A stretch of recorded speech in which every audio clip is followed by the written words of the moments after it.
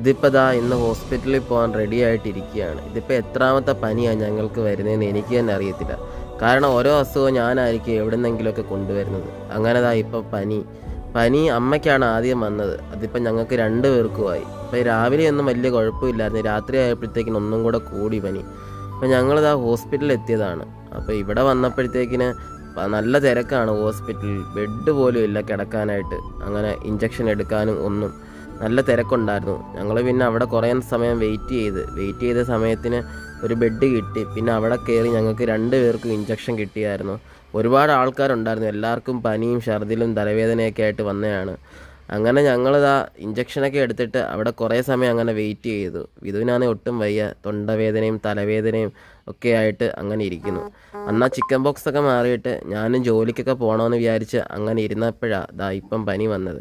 ഇനിയും കുറച്ച് ദിവസം കൂടെ കഴിഞ്ഞിട്ട് എനിക്കിനി ജോലിക്ക് പോകണം. മരുന്നൊക്കെ വാങ്ങിച്ചുകൊണ്ട് ഞങ്ങൾ വീട്ടിലേക്ക് പോകാൻ ഇറങ്ങുകയാണ്. സമയം ഇപ്പോൾ രാത്രി 10 മണിയായി കാണും. അപ്പോൾ ബൈ.